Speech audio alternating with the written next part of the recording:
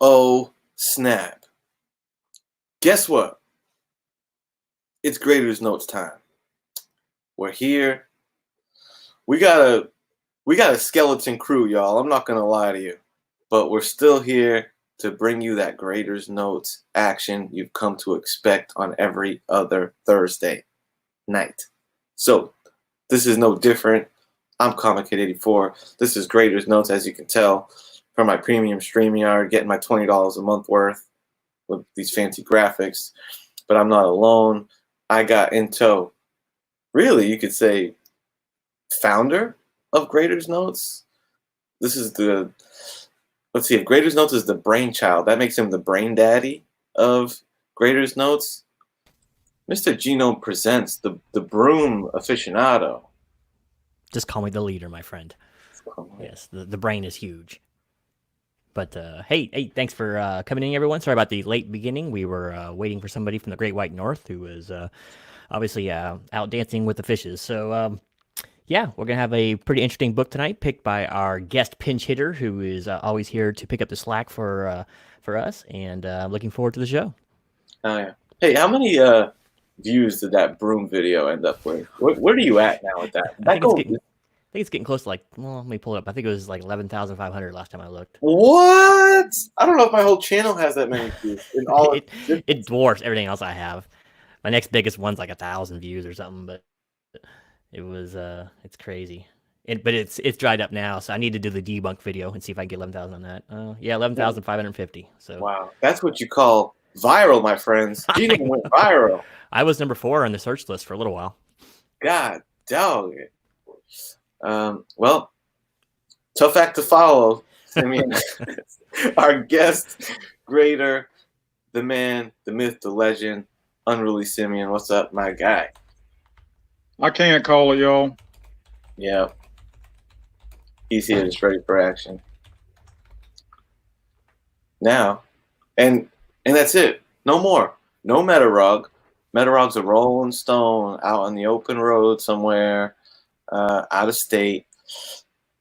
Mr. Miracle, we got an APB out on Miracle. Maybe he'll join us halfway. We called the Mounties. They don't know where he is, eh? Yeah. The screen looks like as if half the Brady Bunch died. Yeah. I never trusted that dad. Yeah. Yeah, it's a very somber episode here. But, we're good. We're here.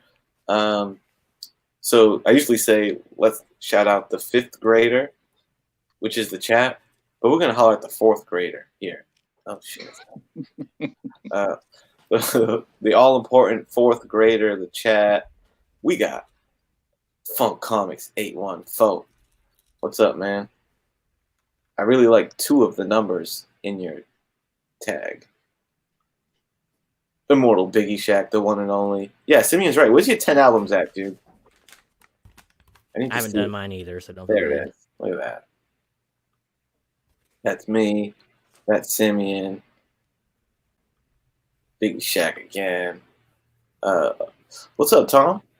THOM, Tom. Good to see you, man. The mighty Metarog is here. Still representing with us. Good to see you, man. Ben Compton. Hey, yo. Chico. Seawood, one of the most well-read members of the community. I'm not surprised. He's totally up on Astonishing. Shockmaster in the house. Yep. Yeah, the Shockmaster. House till the end. Good to see you. Gino's in the chat. Triple H, Hunter, NWO representation is here, as is T-Bone. Good to see you. Okay. Tonight, if you saw the thumbnail, you know that we're reviewing Astonishing X-Men #1. This was a pick of Mr. Unruly Simian. Is there a reason that this book came to mind for you, Simian? Any inspiration to the pick, dude? Yeah, I just figured it would be easy enough for us all to get. I mean, did you just get that copy, 84? I did. Yeah, and it was what, $1 or $2 maybe? I mean, it couldn't have been expensive. Yep, pocket change, couple of dollars, man. Yeah, but it's a great story. One of my favorite artists, and I'm a big Whedon fan. And there you go. There it is, man. Unruly putting us on to Astonishing X-Men.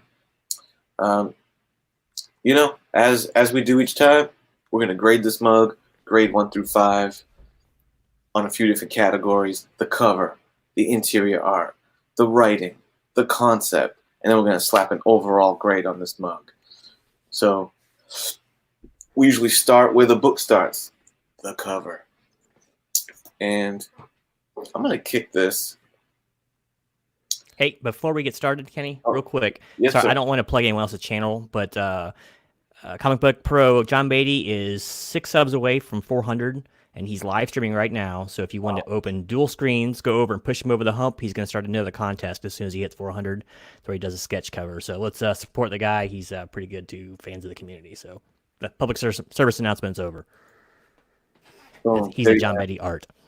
Or if he's live, if you just want to bounce, you know, Genome's fine with it. He was like, just leave if you want. Not my channel. I got my 11,000 views. That's all I need for the year. Yeah, he's got more views than he knows what to do with, dude. For a 2-minute freaking video. It took me like 20 minutes to do that whole thing. Lucha Libre, I'm a man of my word, dude. I said last stream that you were going to be wrenched, and there you go. You are wrenched, my brother. Good to see you. Fatherhood is 90. What's up, Chad? Good to see you. That's right. Spectacles. Where was I going to start? So you know what? Why don't I start with the gentleman that brought this book to the table, our guest of honor, Unruly Simian. What up, Mark Knapp? Good to see you, brother. So we're going to start with you on the cover. I want to break this mug down and slap a grade on it. All right.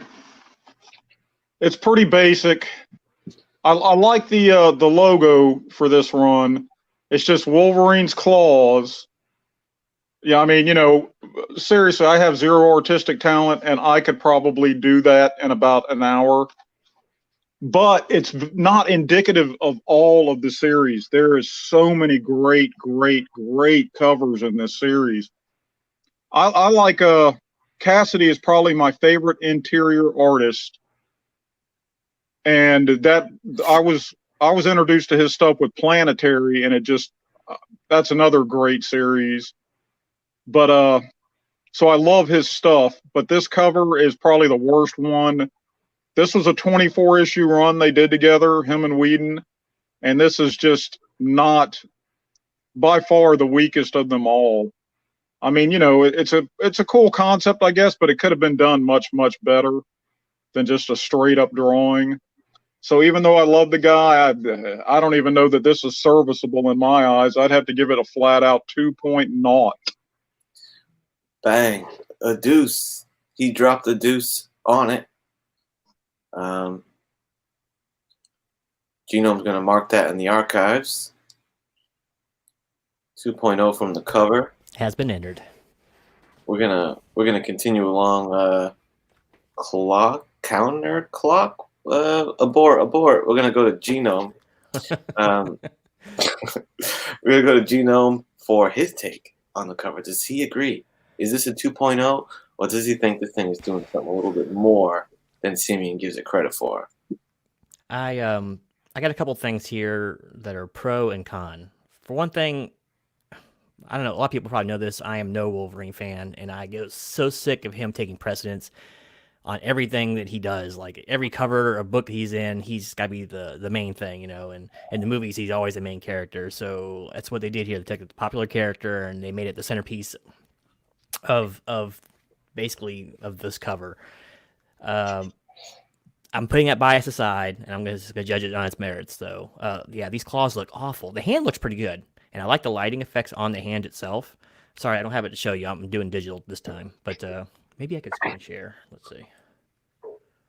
Yeah, I'll tune you up. Well, actually, you don't have to. Don't worry about it. You sure? They'll see it with you because you hold it up, right? But so basically, it's cool in a way as concept, right? It's got like the X shining off the middle blade, which looks kind of All right, I like that. That's creative. But they've done so many Wolverine Claw covers in the past. This is almost a swipe to get down to it. I like the hand. The claws look awful. They look rough and unrefined. He did give them some depth and made them kind of bladed instead of the cylindrical, McFarlane look that he did. Or sometimes, or not McFarlane, but like the Buscema and stuff, all that. But yeah, I don't know. It's just the rest of it's just so boring and plain. The trade dress is covered up by the claws, and I don't know.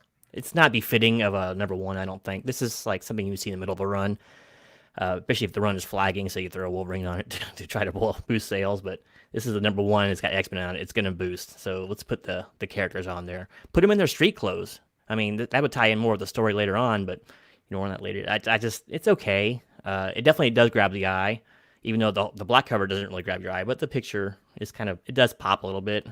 I'm going to give it 2.5, completely serviceable. The claws look horrendous, though. I mean, they look so bad. But the hand looks great, so I'm so confused by that. But whatever, 2.5, right down the middle. It does the job, but it's out of place on a number one, I think. Boom. You heard it here first. Genome says Wolverine is the best at what he does, and what he does is steal the spotlight from the other X-Men. And we got the first serviceable of the evening. Boom. Well done. We're starting out with a bang. Shout out to Biggie Shaq, who said Miracle didn't crank the generator to his igloo and couldn't make it. He ran out Yukon Jack to power it, too, because he drank it all.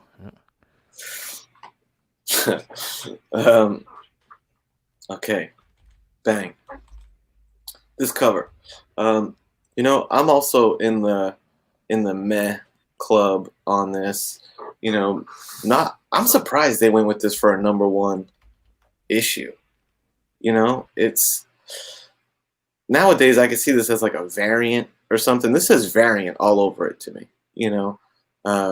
but very surprised for an A cover of a series launch to go this way. A lot of black, all black covers. Yeah, the little X glare, I guess is a little clever, but kudos to how well it's rendered. Like, I love the way that the hand and even the claws are rendered and the way the light hits it. Like, what's there is drawn well, It's just, yeah. And then I started out with one grade, and then as I'm reading through, I was reading through it the second time, and this is basically a panel from inside the book, like this exact thing. And I'm like, oh God. So that made me lose even a little more faith in it. So the trade dress is cool.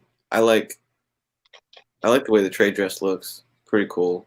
But honestly, I'd prefer the back cover. Tracy McGrady with the milk mustache is kind of more exciting to me than this one. So yeah, not a great outing. I'm surprised that they went with this for the number one issue to launch a new series. So boom, like I said, what's there is good, but this should have been scrapped at the concept stage. I'm also going to give this a straight 2.0.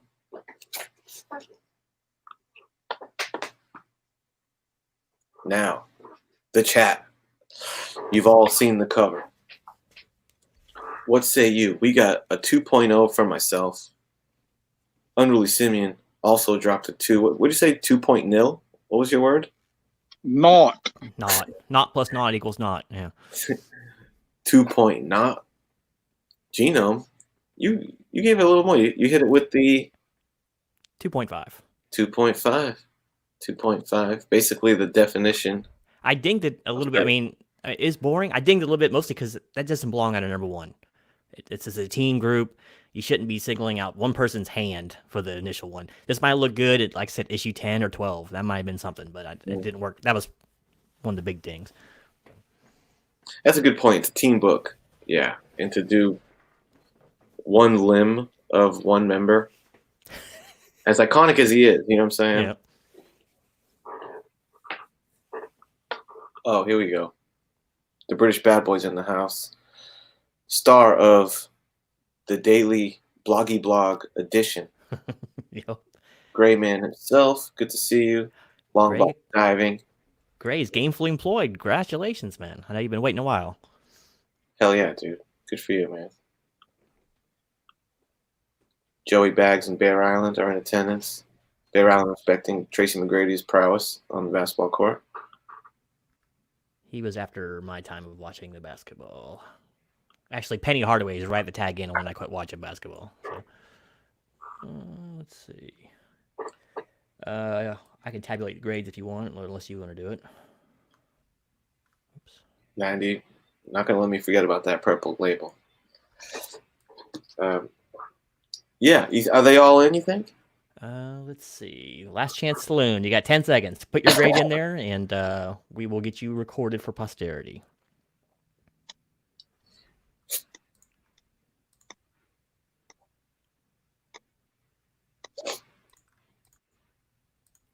I got my abacus on deck.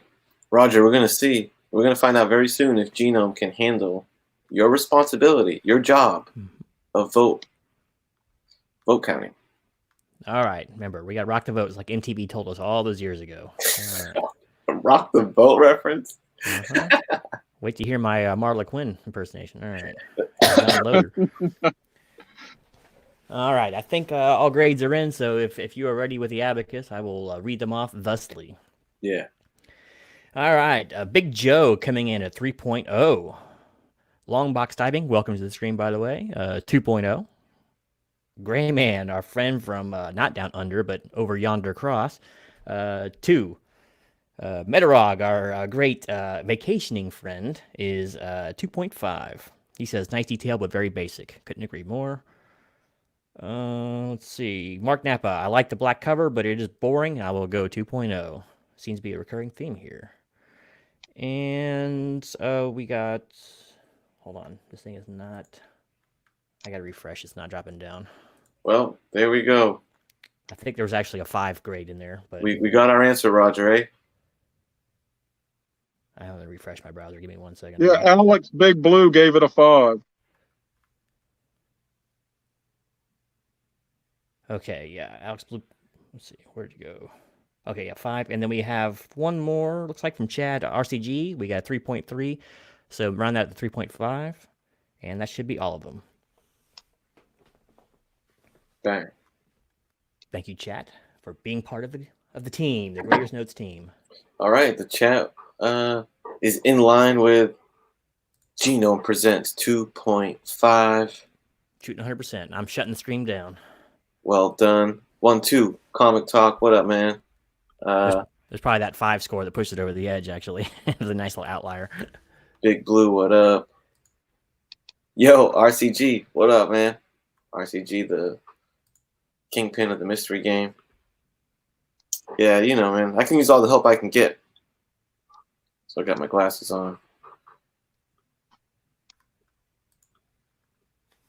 And thank you for the sub, Hunter Thompson. Appreciate it. Yo, Galapagos James. Nice Alex Ross. Batman, dude. Well done. You know what? You might be a little late, but you're just in time. All right. That's the cover grade. Next up, we're gonna see how the interior art held up. So let's see. Do you have a screen share situation for this, Genome? I can. No. Because I can pull that mug up probably. I actually have it pulled. Well, let me share though. Yeah, if you hit it on your, there should be a little option for you at the bottom of the StreamYard, and then. The only problem is, let's see, screen 1. Share that now. Let me see if I can pull it up here. Oh, here we go. Genome screen. Even though the screen is currently showing this screen, Graders Note. Oh, here we go. Okay, baby. We're in business. Had to do some finagling there. All right, okay. So we're talking about interior art, are we? Are we ready? Interior art, man. Stage is yours. All right, stage is mine. So, okay, there's a lot going on here. Of course, this is going to give me ads here. Sorry. There's a lot going on in this book, and this is a lot like the cover for me. I'm kind of hot and cold on it. Uh, on one end, there's a lot of really lush work going on here, and some great use of lighting. On the other end, there's problems with continuity. I'll get into that a little more later. I like the scenes. Like, there's not really a cramped and claustrophobic feel to any of the panels here. Like, all the rooms are pretty big and wide open, so you never feel, too cramped or whatever. So I can kind of dig that. A lot of these X titles, especially when they get in the mansion, can start to feel real claustrophobic with hallways everywhere and doors all around. And this one's real open and wide, kind of like a TV shoot. But so I kind of like that part. Some of the background's a little bland. That's okay. I don't mind that so much. The ones you do see look pretty good. And there's like, if you look at this, I love this panel down here because this is a great like 3D effect. Looking inside the expansion from the side profile, got the little silhouettes here to bring those into the front, and this gigantic mansion just keeps meandering on and on. So I really dig panels like this. Takes a lot of artistic talent to get that kind of depth right. Most of the characters look good. Like this close up looks amazing. But I do have some of the problems with some of the other ones because he doesn't keep it consistent inside. Of course, there's White Queen. You can never go wrong with her. But for one thing, I hate Beast. Oh my gosh, he looks like a cross between a catfish and a lobster opso, someone dipped in blue. But sometimes, like, and I think here's one of the examples. Like, White Queen looks amazing in this top panel here, and then you get down a little bit, and her eyes kind of go wonky, and the ears get a little bit too low, and that's kind of indicative of a lot of this book. Good action scenes here. Sorry, I'm having to do this from memory for the most part here, but Scott Summers was my biggest disappointment in this. Wow. In the stuff where he's wearing clothes, he looks kind of dumpy and nerdy and wimpy and weak. And then they show him in a scene a little bit later on. He's muscular and ripped, right? But he looks. I hate to say it. Some of the panels, he looks like Corky from Life Goes On, and it just doesn't make any sense, man, to me. Like down here in this bottom one. Look here's the panel where he's laying with White Queen. Now you can tell he's in good shape, but you couldn't tell that before, right? With the clothes he was wearing. He looked like the standard comic book reader, right? But you got panels like this at the bottom right. He just looks awful. And I do like the way this artist does hair, though. This looks really good. And if you look at the shadowing across this scene in the bedroom scene, it looks really nice too, with the window panels and all. But so, I don't know, there's a lot of good, and there's some I just don't care for at all. So I'm going to probably rate this one right down the center. Actually, no, I gave this a little above serviceable because it's what I think does look good, looks great. Oh, there's Beast again. Oh, he's bad. There's another one I wanted to show real quick before I go. Where was it? I think it was another Scott Summers panel.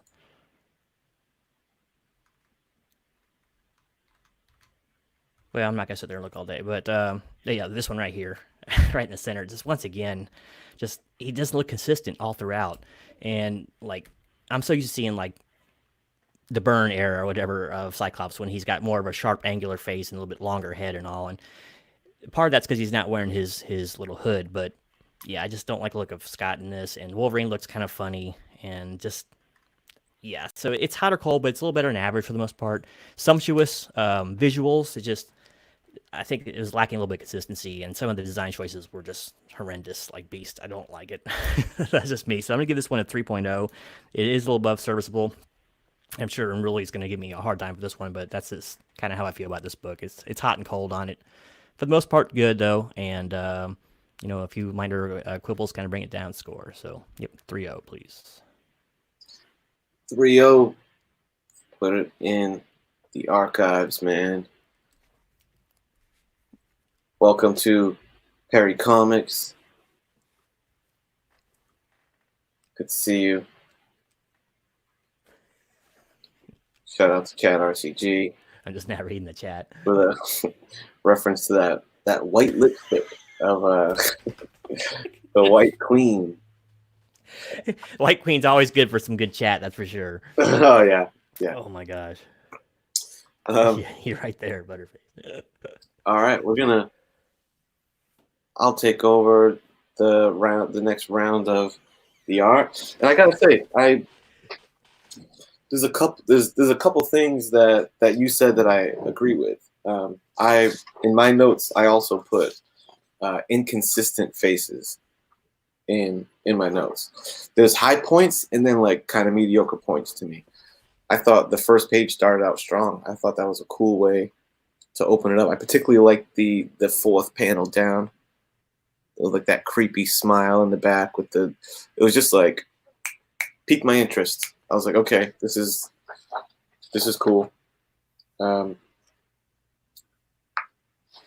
And you know, there's Kitty Pryde's face. You know, like that looks like a pretty good image, but man, it varies a lot. And I think one thing I suspect that like when artists have like a lot of inconsistency in faces and stuff, it's because they're the kind of artist that relies a little too heavily on reference.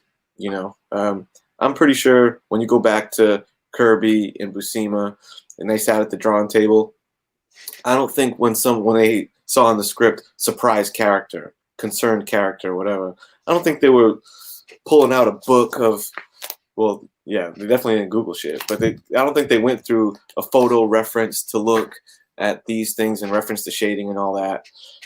They just did it from the hip. I'm sure they had some level of reference, but I think nowadays it's too easy to Google shit and reference things, because I think the difference between Shadowcat's face here, when she sees the flashback of herself, which I think is cool. I like the little transparent effect, but the face there, she's kind of looking at it in a weird direction. In the face here, there's just like kind of a different level of quality, and I think the face does look a little different too. So I think this was one on this side that he drew from the hip more, and that's one that he photo referenced more. So anyway, there's a few different examples of that, but that point is made. Inconsistencies in face. Yo, Feline Beast, I'm in. I dig it. I like it. I think it's interesting, because, you know, Beast stays mute. It's like kind of Beast stays mutating. You know, he was human Beast, then he turned to blue Beast, and I think the rationale behind it is that he's like still continuing to. That's my impression anyway, that he's still continuing to even get more beast-like, you know, because he looks even more animalistic. And I think it's interesting. Look, Feline Beast is fucking cool with me. Great action splash page. This is laid out well. Where else did I put my notes? Yeah, and somebody said Emma Frost turned into a butterface real quick on this page. I kind of agree. Again, this is kind of with that inconsistency in the face a little bit. But overall, he draws her pretty hot. He does a pretty good job with her. And there he is, bro. Look at this schlub. Look at that schlub. Cyclops. I totally agree, dude. I was thinking the same thing. I'm like, who is this motherfucker? Looks like he works at Denny's, bro. He doesn't look like an X-Man. Like, there's something about the visor, the way the visor sits on his face. And like he just doesn't. There's so many examples of him not having like a defined jawline. Like look when he gets up from there in this angle here. Like it's like he's got my kind of neck. There's a reason I got a beard, brother. It's to hide my fucking double chin, and he could use a beard right about now. And before I continue to smash on Cyclops art, I do think he nails it with Wolverine. I love the way this motherfucker draws Wolverine. Perfect. The hair's not too crazy or out of control. He's short. That's an awesome page. Him crouching like that, like a beast, like a little savage, dude. No complaints when it comes to Wolverine at all. No complaints. Look at my boy Feline Beast chilling with a wife beater, dude. It's overall pretty good artwork, but look at this. Does this plead my case right here? Look at this schlub who just woke up, or he's late for his shift at Denny's, bro. And where's that structured jawline, you know? Where's that heroic chisel look? I don't know. He just looks weird to me. And you can't tell me that Beast doesn't look cool. That's a cool beast right there. Okay. Last note I'm gonna make. Oh, can I point this out? Look at this. Does this panel and this panel look familiar to you? Copy and paste much, bro? He just straight up zoomed that image. Which, I mean, I guess you got deadlines or whatever, but god dog.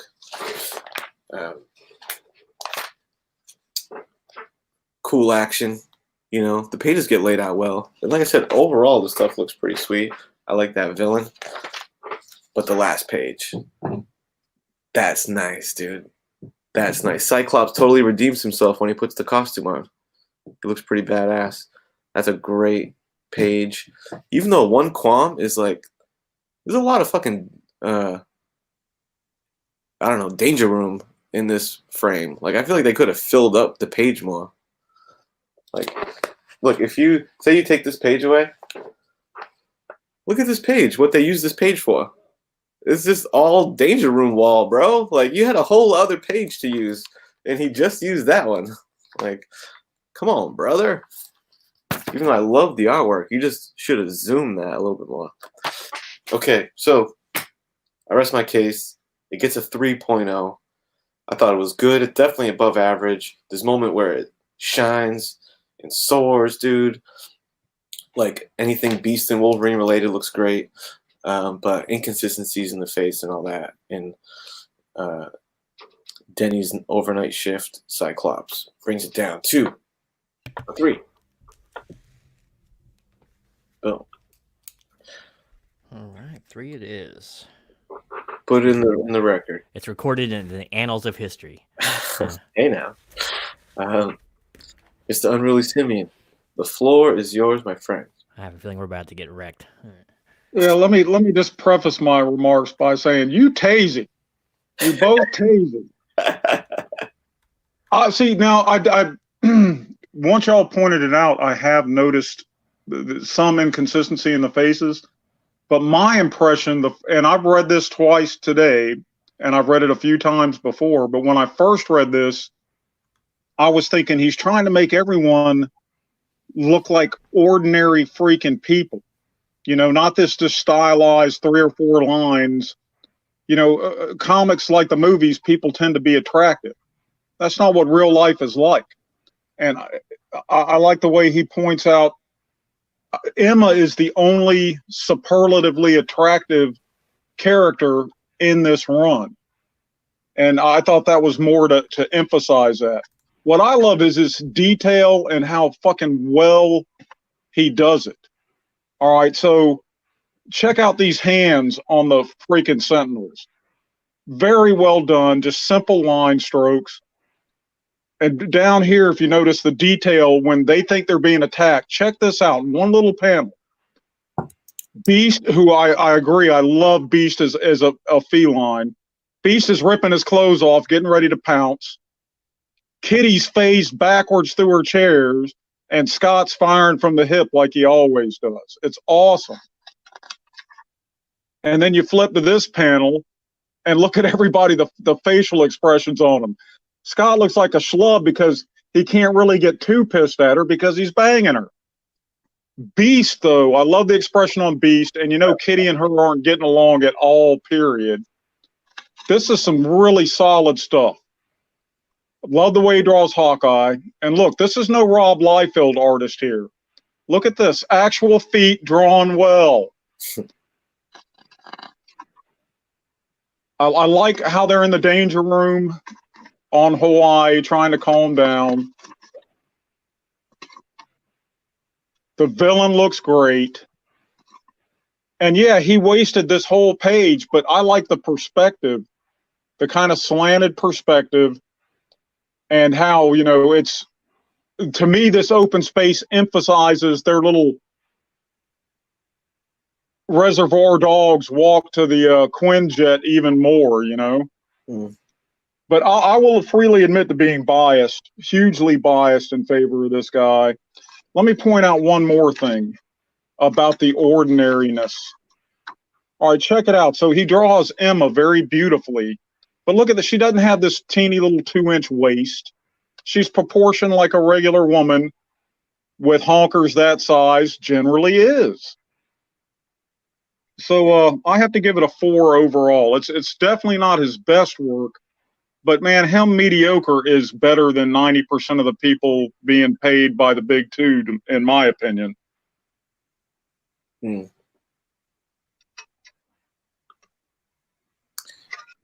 Simian makes some solid points here. I like the ordinary people point. That's pretty interesting. Because Scott Summers definitely looks ordinary as fuck in this book. And so does Kitty. So does everyone. Yeah. When you're walking through life tomorrow, count the truly attractive people you see, and if you fill up a hand, I'll be amazed.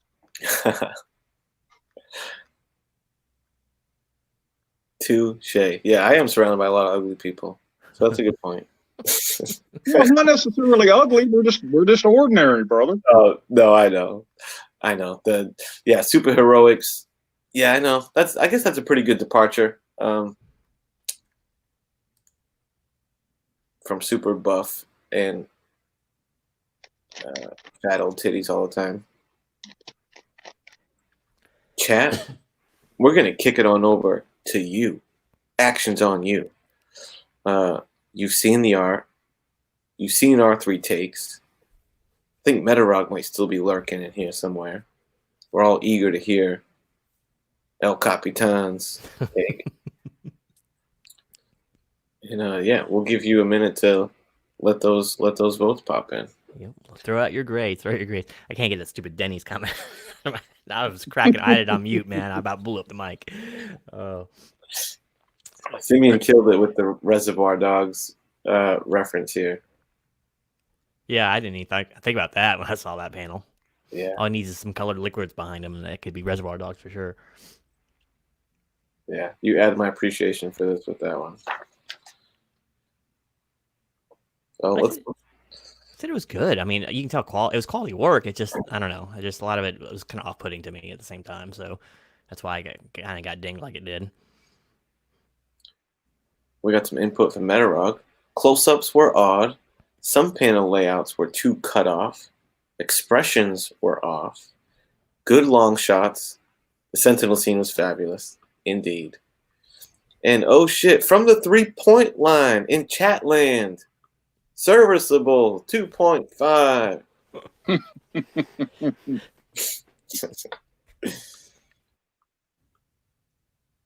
Thank you, Roger. But I did like it better than the cover art. That's for sure. Yeah. I freely admit I might be a little bit prejudiced by the rest of the run. Yeah. Oh, look at Chad being contrary. What's up with that? See, I haven't read it, so there's no bias in my heart. I'm kind of just rating it as I see it, you know?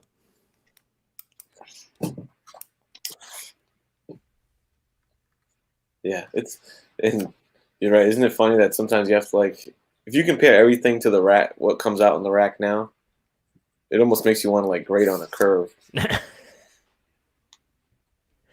Well, but you know what, man? Truly, in any era of comics, 70% of the pencilers are serviceable at best. I do think there's something to be said for the modern day, like, crutch of reference. And I think, I don't even know, digital tracing maybe? You can do all kind of funny shit. And these, from what I hear, these artists aren't getting paid all that well. No. They got harsh deadlines. I wouldn't be surprised if these guys are snagging up pictures online and doing some Photoshop shenanigans with it, and, like, not just hitting the table. I was watching a penciler the other day, a comic book penciler, and he was doing stuff. I don't know if it was on his iPad or whatever, but he was drawing a Black Knight. He did that thing in like 15 minutes, and it was, you know, it's split down the middle, and he's got it set up where it's on copy. So he's doing lines on one side, and it's filling on the other side for him. So it goes so incredibly fast, and he can take all of his little etch marks out of there. He makes them red, and then at the end he gets rid of them all at once. So all his perspective stuff is gone. It was just amazing how fast they can work now, just digitally, you know. Yeah. All right, guys, I'll give you about 30 more seconds to get your grades in. Hey, Tony Sanders, what's going on? Welcome. The tone. He's been putting out funny stuff on Facebook lately. Yeah. All right, take it away, Gino. All right, if we are ready, here they come. Prepare thine abacus, sir. Joe coming in with the first grade again, 3.5. Mark Napa, I like the art, 4.0. Biggie says 3 into Oblivion. What else do we got here? Chad, RCG with a 1. Ooh, low stuff. 90 MF Comics, 9.0. We'll have to figure that one out a bit later. Chad wants to scale 1 to 10. Nope, sorry, Chad. We only do. Shit. I'm sorry, dude. Chad, Do I need to start over again? you fucked me up. Hold on. I think I was at 20. Let me take away subtract 9. Hold on. God damn you, Chad. Okay, I'm ready again. Okay, so you're at 9. Let's see, I read Chad's. Add 0.5 on there. Or you know what? Delete 1 and put 1.5 in there. I'm sorry, because he changed his grade. And that should be the last one. Unless chat hasn't caught up, or my browser hasn't caught up, but that's the last one I see. What was the last one? My Wi-Fi like froze for a minute there. Let's see. The last one was -1 and then add 1.5 because he changed his grade 2.5 to 8.5. Because the last one that I got was the one when 90 loaded. You want to read them again? Kinda. All right, let's try this one more time. Are you ready? Yeah. It's 3, 5, 4, 3, 1, 1.5.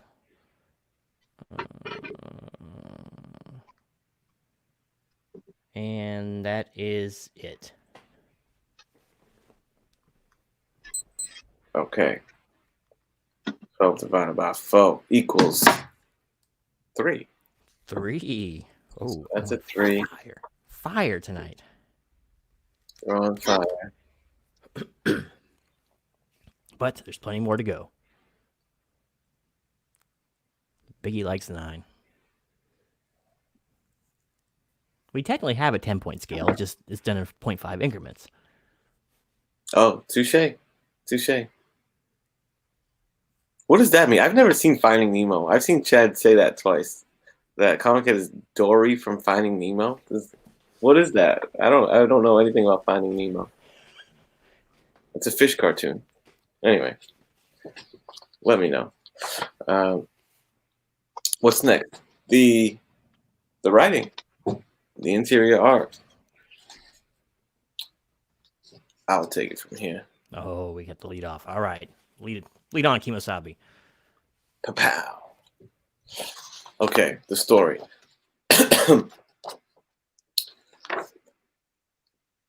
Starts out, interesting way to start the story.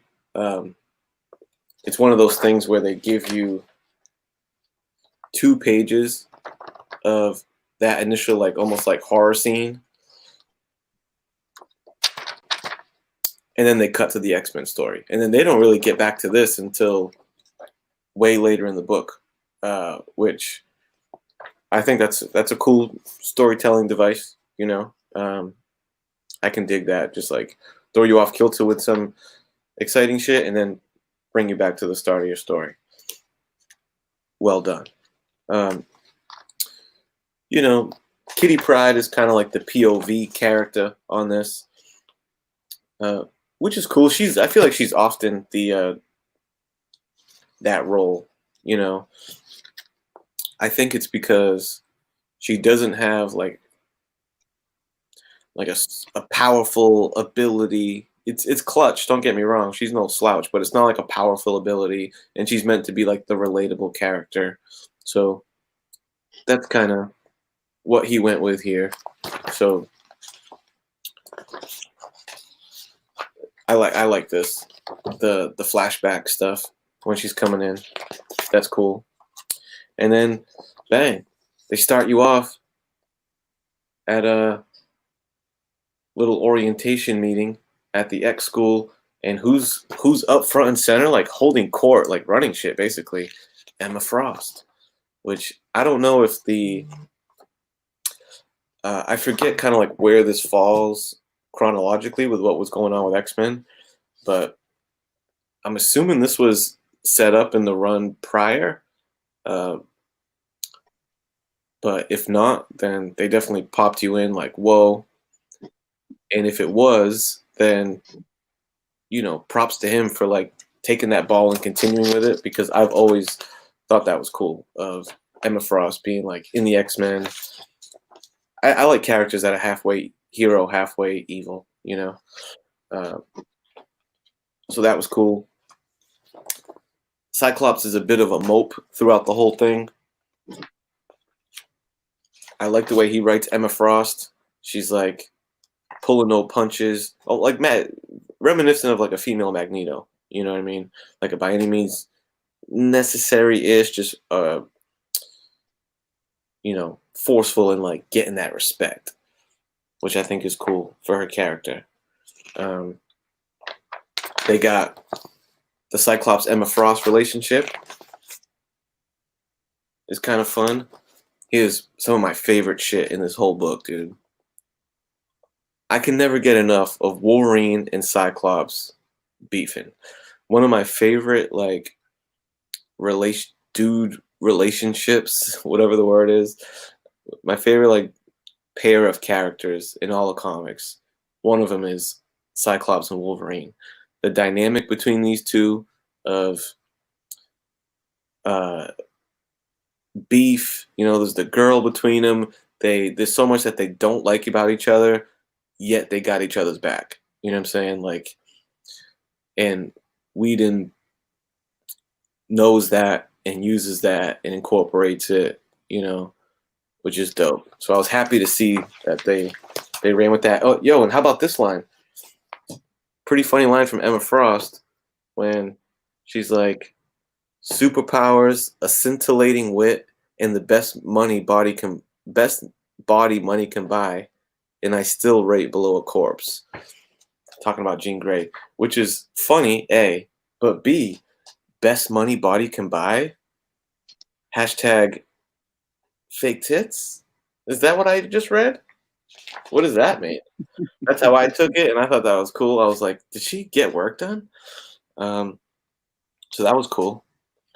Beast is funny. I like how Beast is not like... Sometimes people write Beast boring, and they just make him like the elder smarty pants guy, and he's just the brain of the operation, and they forget to give him the personality that Beast should have too. Like, he is super smart, but I don't like when you just stereotype him as just the brain, and he's got like this funny personality in here that balances it out, and I thought that was pretty dope.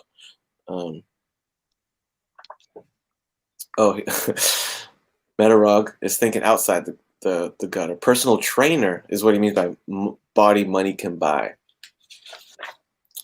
Okay. Yeah, and I think it does a good job of a first issue. Cyclops decides that there's the cover right there. You know, we're leading up to kind of what we've seen before of we have a cure for mutants. We're going to get rid of them, and the X-Men have to combat that. But something tells me what makes this run cool and this issue cool is not so much the plot stuff, but the team interactions. So, yes, the plot seems a little derivative of what they're setting up so far anyway, but I like the interactions between all the characters, made it a fun read. There wasn't a lot for me to complain about story-wise. I hit it with a 4 on story. You should have hit me with the turkey a while ago. I feel like I really babbled on that. Well, I figured we were only 3 people tonight, so I wasn't even timing anybody. Fair enough. I can if you like. What time is it? No, We're moving on. 49. Yeah, we're still moving on pretty good. Yeah. Okay. So 4-0 for the story. Mr. Simian, tell us what you think about the writing of this book. All right, again, I'm projecting because the overall story is so satisfying, and what you said about Kitty's Powers, yeah. Oh, brother, when you read this to the end, yeah, man.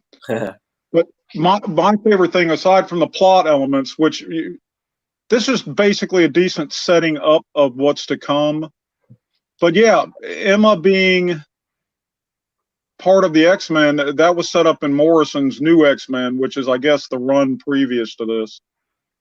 But what I really like is the dialogue. The dialogue's hard to pull off in any medium. And you know, I don't know how good you can see it on my camera, but you know, Kitty shows up late, and Emma's making a big deal about her, you know, making a grand entrance, and she just comes back with, "I'm sorry, I was busy remembering to put on all my clothes." That's a great line. And she's saying hello to Scott and Beast. Did I miss the Sorting Hat? And Hank goes, "Just Scott's scintillating introduction speech." And Scott, even I was bored. That's good dialogue. And there's more stuff coming. This whole scene is very well done when they're in the danger room, calming down. And it's just like you said, that whole interplay between Scott and Logan. And they're both basically saying, you know, they hate each other's guts. But Scott says, "We're a team. We're a superhero team. And I think it's time we started acting like one." That was most excellent. And talks about how, you know, the world doesn't run screaming when they see the Avengers of the Fantastic Four. We need to make it so that we're the same. And then you come down to the end where some kind of charity event or press conference is being hijacked. No, it's a charity event, and there's a press conference going on simultaneously where this doctor, whom you meet in the first 2 pages, has basically announced to the world the mutant gene is nothing more than a disease, a corruption of healthy cellular activity, and we have found a cure. Dun, dun, dun. That's a great way to end a story. And now, and speaking of covers, though, look at this cover for issue 2. How badass is that? I'm sorry you can't see it better on my setup. A lot of these covers in the rest of this series kill it. But all right, so I'm going to deduct a half a point for my Whedon fanboyness. And I'm going to deduct another half a point because I know how good the story winds up being. And I'm going to give it a solid 3.5. 3.5 from Mr. Simian. Well done. Pointed out some of that nice dialogue banter in the beginning. That was good shit. I agree. And good ending of the issue. Gino, action's on you. What say you? Sorry, I had my mute there. Yeah, when I kind of stopped reading comics, the Hellfire Club was still kind of together, and they were uneasy at best allies of the X-Men. So seeing Emma there kind of surprised me. I was really shocked, and it seems like she's the one in charge all of a sudden. That was also interesting, and but we come to find out it's her and Scott both kind of running things. There's a couple of real good points in this, and less bad. You can tell Whedon's used to writing for TV because, like, all the conversations in this book feel organic. There's no, like, high preaching, not too much. Scott gets a little stuffy, but he's always been stuffy.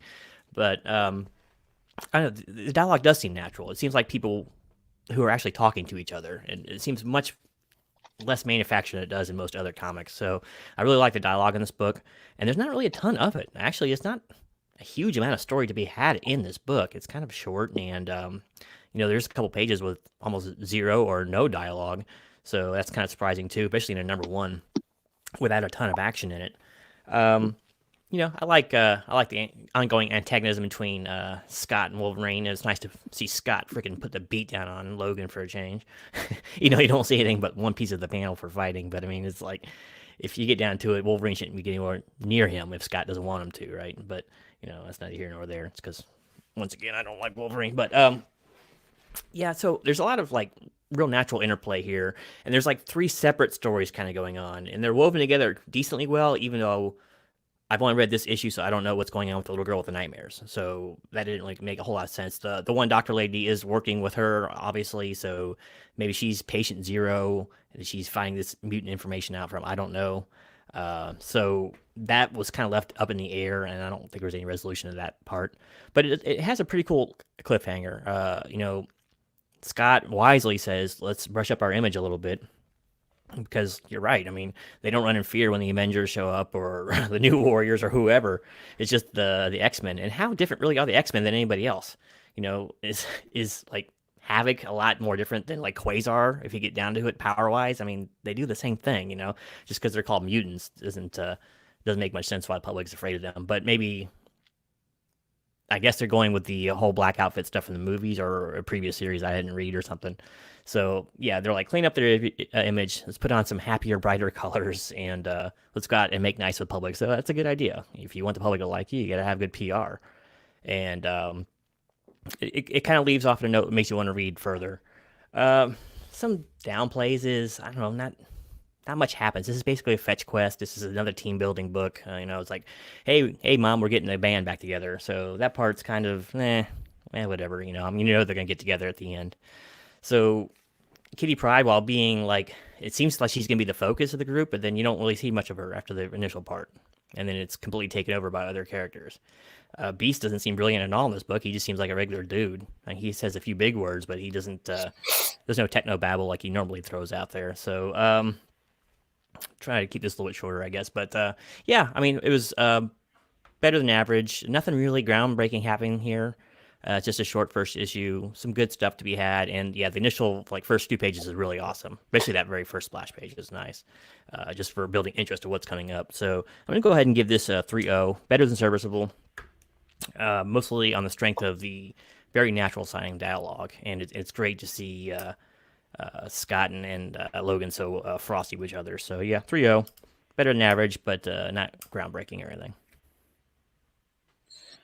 There you have it, 3.0. So far, I'm batting the highest on writing grade, and I guess that's it. I guess we should just go to the chat. Psych, Mr. Miracle's here, son.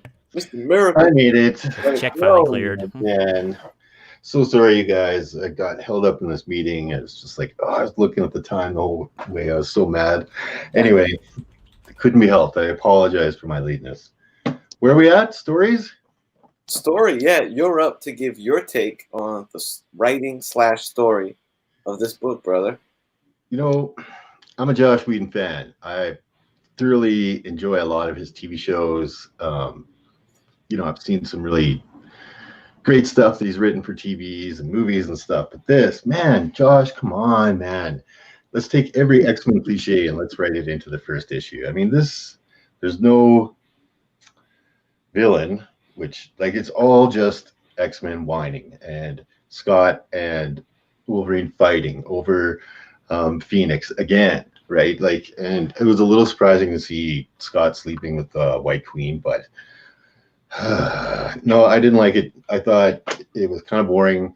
It just kind of hit all the typical, let's go back to the 80s X-Men, wind it up, have these guys fight each other instead of anybody significant. And yeah, just like David was saying, let's put the band back together here.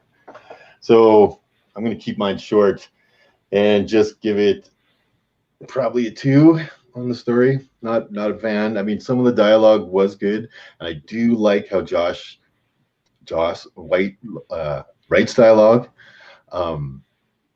Like Dave was saying, he's very good at television writing, because television writing, all of your dialogue comes through characters, right? You're just flowing one sentence to another character in a conversation, what they're talking about, what's happening around them.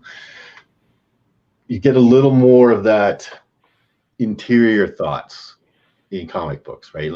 That's where I think he's falling down. He's not quite used to that. And it's just this big blurting out of everything that should be interior thoughts, and it's all big and whining, right? So I'm going to stick with the 2. Wasn't too big a fan of the Astonishing X-Men. You probably already went over the art. I did like the art in it, of course, Cassidy stuff. Now that's how you enter a fucking episode. It is. Two guns blazing. Oh, dump all over your book, Unruly. You. Miracle, do you want to go ahead and throw your grades out there for cover and interior art real fast? If you have Cover, I wasn't too happy with these wavy claw lines. Like, what's the matter here, Cassie? You don't got a French curve here? You can't draw a straight line on your claws? Seriously, this is like amateurish, very amateurish. And just the Wolverine thing, that's a total, we have Wolverine by this issue is what it is, right? That's what we're saying. We're not saying the X-Men. We're saying, hello, Wolverine's in this book. Buy this book. Definitely gave it a 2 on that. For the cover, the interior art, did you guys hit that one? Yeah. We did. Yeah. Go for I it. thought it was a much better level. I liked his take on the way Beast looks. I like him bringing the characters into a more human, like a more realistic tone. I definitely like the way Emma Frost looks. I like that he went old school with his Sentinels in there and that big splash page in there. So I did give the interior art a 4, right? I thought he stepped it up quite a bit more on the interior art than he did on the cover. What else did you guys cover? That's it. Story. All right, I'm caught up. Yep. You're caught up, dude. We'll start bringing in the last 5 minutes of the show. And to sum up. No, there is not enough time. To sum up. All right. Chat. It's what do we just do? Story. We just did story. Chat, it's story time. Go ahead and pop your grade into the chat right now. You know what? If you've read it, fantastic. If you haven't, you've heard us break it down. I think maybe you have an idea. You had some. Yeah, I mentioned that too. Of like this, they were hitting the cliche stuff along the way, but I felt like the dialogue that was happening along the way was cool enough that it felt more like he knew he was doing that. Like it was homaging a bit. I know, it's derivative, no doubt, but I thought I guess because of who he is, I expected more. Maybe that's it. Like I came in here being like, yeah, Josh Whedon, he's such a good writer, and then it was like, what the hell, right? Like, where's the creativity? Why did you have to hit on all these X-Men cliches again? Oh, and can I get you to weigh in on something? Because it was put up to debate earlier. There's a line when Wolverine and Cyclops beef and they spill out into the yard, and Emma Frost says, man, scintillating wit, superpowers, and the best body a money can buy. And I'm still second rate to a dead woman. Now, what does best body a money can buy mean? Okay. It's onomatopoeia right there. Look at that. Maybe a little on the backside. Or as Unruly said in the chat when that came up, snack trays. That she had her snack tray. Mm-hmm. That's Al Bundy words right there. Snack trays. Yep. Big guns. Wholesome Metarog chalked it up to she was paying a personal trainer. Oh, paying a personal trainer. Yeah, that's what he thought. Maybe she went to Jenny Craig. It's expensive, yeah. Right? Paid all that stuff. One of the things I just didn't care for, like, it seemed to kind of move a little too fast forward, and like the scene where Scott and Logan are fighting, he freaking blasts Logan across the freaking the mansion yards, and Logan gets up and they stops fighting. It's like, that's not Logan. Logan will come up and charge. I want to see some cuts on Scott after the end, and maybe, some more smoldering burns or something on Wolverine. He just stopped. I didn't understand that. But that's Scott and Logan. Like that's Cyclops and Logan. They always do kind of that kind of stuff, right? Where they fight pretty hard against each other, knowing each other as superheroes, without really intending to hurt one another. You know what I mean? Yeah, Cyclops kind of always goes more hard on Wolverine too, because the healing factor. Yeah. Wolverine will fuck up Cyclops when it comes down to it. Wolverine's always the. You should never get close to Scott, though, ever. Wolverine, Scott's a range character. He always says something shitty, like he just pokes at Scott, like, yeah, right, like, you suck. No, when Scott gets all credit, I do not, going home. See, a lot of people don't understand how Scott's optic blasts work either. They're not heat, they're not lasers. It's a concussive blast. So those hard shots should be like knocking Wolverine out. That's why I could never understand Wolverine fighting the Hulk, because Hulk does it in one episode of, what was it, World War Hulk? He actually knocks out Wolverine. He says it while he does it. I'm just going to knock your ass out. Wolverine It's never gotta be gets pretty knocked out. hard to knock out Wolverine. Yeah. I mean, he'd probably recover from that pretty fast. That gun, Oh, dude. look at that. He's throwing the freaking Sergio Olivia freaking forearms. I was trying to show my freaking elbow. That is hard to do. Tennis elbow. Yeah.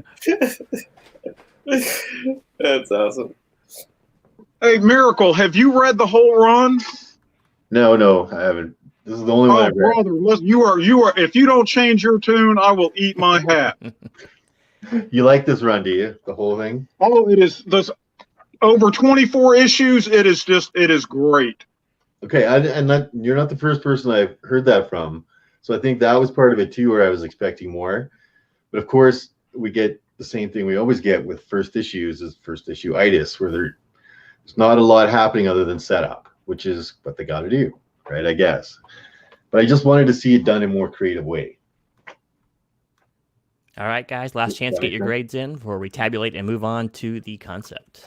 So, got about 10 seconds. Go, go, go. I'm going to start reading off if you're ready, Kenny. Then I can't ignore Welcome to the Gun Show. Oh, yeah, it's on. Run, guys. It's a python. Simian is jacked. Oh, we haven't even pumped yet. Hold on. Wait, you can't pump online. Yeah, that'll get you banned real quick. Let's see. All right. Is your abacus at the ready, my friend? Yeah. Hold on. Let's see. All right. Here we go. So we got Joe with 3.5. 90's killing me, man. Like, you need to give me a real grade there, my friend. Zach B coming in with a 3. Biggie coming in with a 3 as well. Boom. Metarog says, good dialogue, but a bit of a superficial story. Not all that engrossing, but a few good bits. 3. Mr. Kachoon coming from down under. 3. Welcome to the stream, Superior Hero. Do we have any more grades? And that's all I see right now. Let me refresh just to make sure. We got more bicep jokes than grades. More bicep jokes. Bicep peak is gone too. It's gone. All right. That's all the grades I see. That brings us to 3. Bang. Oh, still 100. Killing it. Yeah. I guess I'm the cheap date of the bunch because I give it 4. I was pretty happy with it. But as is with Grader's Notes, you drop your grade, and then all the other smarty pant members of Grader's Notes, really smart, passionate, grading you like makes you wonder if you got it right. Gee, the grades were real high till you showed up, Miracle. Yeah. Next up, concept, dude. Who went first last? Me, right? Up. I think it's Dave's turn to go first. Must be my turn to go first. Yeah. Concept. Well, I mean, what's really behind the concept of this book? Marvel wants money. That's the concept of this book. I mean, you wouldn't put the Wolverine claw right on the cover, and that's all you have on the cover if it wasn't just buy this book, right? Like getting the team set back up. And haven't we seen this storyline a couple of times now where they have a cure? Or is this where Snyder took his idea for that movie, for that concept in the movie from? Because I feel like that concept, like mutants can be cured, or that mutants are some kind of disease, or that it's not a natural evolution thing. I mean, I go back and forth, and I think it's been played out since, 1964, when they first started mentioning the mutant menace, right? When the X-Men first started coming out. So setting that up as like one of the big plot points that we have a cure again, I thought, again, I was kind of a little tired on that. I didn't think that concept was very fresh in any kind of idea. Like do we have to go through the whole mutant mayhem? Mutants are bad. Let's protest mutants. So we have a cure for mutants. So let's get big giant robots to kill mutants. So these mutants aren't that muty, then they're those mutes. But they're not a mutant if you mute that mute, right? I mean, it's too much. It always goes back to the same huge concept. And there could have been so much other things where they could have gone with this whole deal.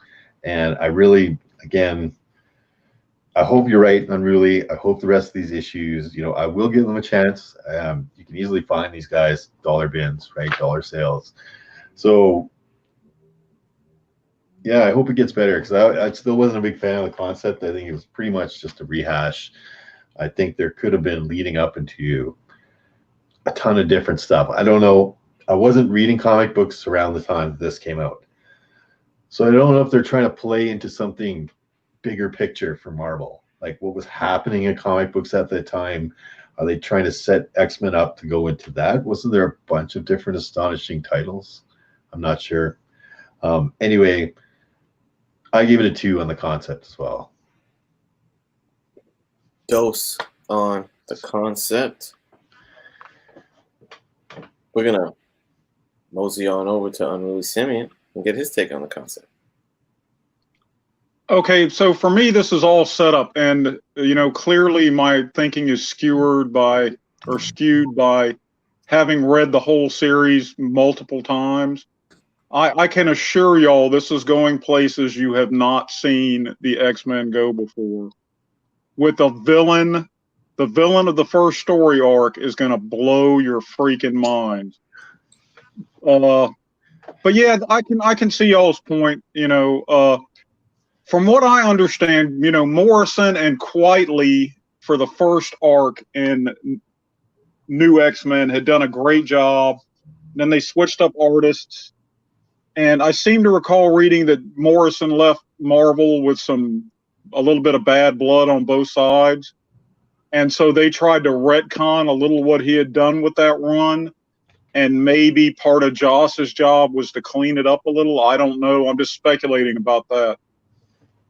But this is, to me, knowing what comes, I see this as a solid setup. And I'm going to go concept. Obviously, I'm still prejudiced. I got to give it a solid 3-5. You are prejudiced. That's not a very high score for someone who's supposedly so Not prejudiced. terribly, I know, but Like a 4, 5, or 5, that'd be, then we'd have to Well, throw you off the panel. curmudgeon has brought me down. I bring it. That's my job. You weren't doing it, so I had to come in. Yeah, I don't know, man. Your grades are your grades. You're allowed to say whatever, but you can't really say the rest of this run is really good, so this one's good, because you got to pretend like it's the first time I'm ever reading it. I don't know that there's even going to be an issue 2. Right? I find that hard to do. That doesn't come to me naturally. I know it's very natural for me because I haven't read any of the Astonishing X-Men, so for me it is a fresh look at it, right? Anyway, I'm going to take up too much time here. Kenny, you're muted, my friend. Oh, whoops. You've been dropping knowledge and when no one here to hear it. Yeah, I know. I was saying, fucking miracle. Thank God for Border Patrol, right? Border Patrol. Gino, action's on you, brother, on the concept. Canada without borders, eh? All right. So, concept. I'm going to pretend this is a standalone book. When I do it, I always do that with a concept. So I've never read any of the other series either. So I'm going to let it stand on its own laurels, and I don't think it stands too well. This is just another rehash. This is a rebuilding of a team that's been together several times, except for this time it's got White Queen in it, of course. But it's just, I don't know, it's the Team Fetch Quest book, and it's been done to death 1,000 times. Yeah, there's obviously something going on here at the end, with the New Mutant Registration Act or whatever they want to call it this time, and but there's nothing new here. It's just you revive flagging sales with popular books, and you put popular characters on the covers or in the books, and then hope they sell a lot. This book also falls prey a little bit to the there's a trope in Star Trek where the holodeck issues or shows are bad. They're usually universally reviled because you can do anything in them, and there's no consequence. And that happens a couple times in this book. Well, at least with the great splash page in there with the Sentinels is all one big fake out. And so it's like, I don't like when they do things like that. And then the other half of the book is them conversing inside the danger room, and it's just, I don't know. I don't find that too exhilarating. I mean, the danger room is for training, not for having conferences in, or training whole classroom fulls of students. I guess they didn't know they were in the danger room all of a sudden. That was kind of strange. But yeah, this is just nothing too new here. It's just a rebooting of a series again, with the hopes of expanding sales is all I can guess. Like I said, I don't know where the series will go from here, and it really has excellent taste in book. I'm sure it does pick up. It just, as for me, a standalone book is just another #1 rehash, and you're getting the same old people together, and they don't really tell you anything new. So I'm gonna have to give this a 1. This is my lowest score of the book. Whoa, was the what? concept? Yeah. Bang. So sorry, Unruly, but this part didn't grab me too much. It's all right. He didn't write it. Got a 1 from Gino. Oh, Miracles. 1. Concept. You got something, Miracle? No, I got nothing. I got to agree with the 1. That's a good grade. Miracle is a good 1. Finally, it's someone else giving the 1, but you. Yeah, Right? because juice is flowing. So, yeah, it's true. The #1 issues, man. There's not a lot of #1 issues that, because they don't have a chance to really dig in yet, So yeah, it is fairly cookie cutter #1 issue. Concept wise is let's get another long running X-Men series. I think it was like a couple miniseries before this or something like that. You're starting a new run of X-Men. Astonishing is a cool adjective. You know what I'm saying? So I dug that as a concept. I like the choice of team. We got to chalk that up to concept of who they chose to put on the squad. I always want Wolverine on the squad, pretty much. Give me Wolverine, give me Cyclops, and Kitty Pryde. I've always been taking a leader with her. I kind of dig Jubilee in that role more as POV character to Shadowcat, but whatevs. Throwing a White Queen in the mix is fun. So the roster's cool, and I know I shouldn't say it's a spoiler, but another cool character gets injected into the team soon. He might be made of metal, or steel, or whatever the fuck he's made of. Colossus. But the team that they put together is cool. Yeah, the plot is repetitive, but one thing I've learned about X-Men is X-Men can shine under that backdrop of humans afraid of mutants, and there's an effort to stop them, and the whole bit. It does recur a lot in X-Men, but they can still do some cool stuff under that, and it does.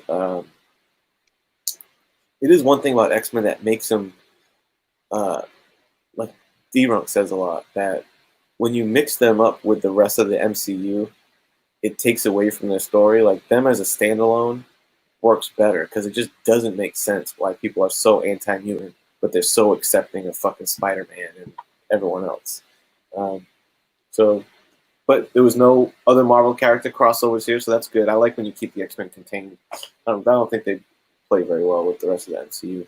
So, anyway, with all that being said, nothing groundbreaking, but the bones were there for cool stuff to come, which is what a #1 issue should do.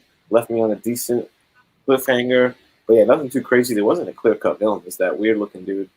I gave it a 3. It's a little above average. 3 on the concept. Trace. There you go. Did its job, I'd say. 3's in there. 3's in there. It did its job, sure. It's setting something up, right? Yeah. And if a first issue does anything, that's what it has to do. I'll tell you one thing it does do, and it does not fall prey to that stupid trope they always do with number ones of repeating everyone's powers out there for the crowd. Yeah. It has some minor mentions of it, but it's barely there at all. I really appreciate that part. Yeah, I think Josh was smart in being like, yeah, everybody knows who the X-Men are. Right? Like, we don't have I'm going to use my explain it. adamantium claws to cut through you, Scott, if you keep this up. You know, none of that nonsense, you know. My super sharp adamantium claws that can cut through anything, Scott. Right? Yes. Yeah. Because they even did that in the X-Men 1 from the 90s that Lee did. So it was like... Yeah. Yeah. It is. I'm sure. That was my biggest beef with Marvel in the 70s and 80s, is how the first 2 or 3 pages had to bring you up to speed on what had been going on in the previous year's worth of shit. Yeah, I mean, they did it with movies too. I was so glad when they decided not to rehash the whole death of Uncle Ben in the last movies and stuff too, right? Like everybody knows Spider-Man's past. You don't have to go through it. Everybody knows who the X-Men are. Everybody knows Wolverine has metal claws and can heal. Like, now some of the I mean, it tertiary doesn't matter if characters... you're a comic fan or not, right? Yeah. Not everyone's going to know who Forge is or who Bishop is or what they can do. So, yeah, I can see a little explanation there. But, yeah, like Cyclops and all the original group, you don't need to explain that to people, especially comic readers, you know? And I mean, I think in like Days of Future Past Bishop was a good one where they didn't really explain Bishop. They just kind of showed him doing his thing. And that's all the explanation we need. Okay, this guy can shoot energy out of like this kind of thing, right? Like, it was pretty obvious when I took a look. I didn't have to have him tell me. Yeah, you got to give faith to the readers and encourage them to get the other issues if you want to know what the fuck's going on. You know? Yeah. You should Time for reward some you. chat grades, too, by the way. Yeah, let's pop those chat grades in, y'all. Oh, right. I thought you'd already asked. But I mean, like I said, he's obviously setting something up here at the back with this. There is a villain here. Okay. But it doesn't really say who the villain is. Actually, it looks like the setup of the villain is going to be like the research scientist or something, as well, it seems like, you know. We're going to forcibly hear you.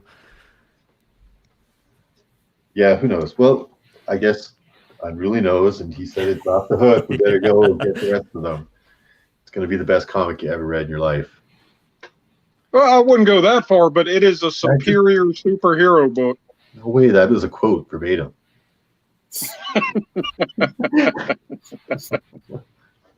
I want a replay.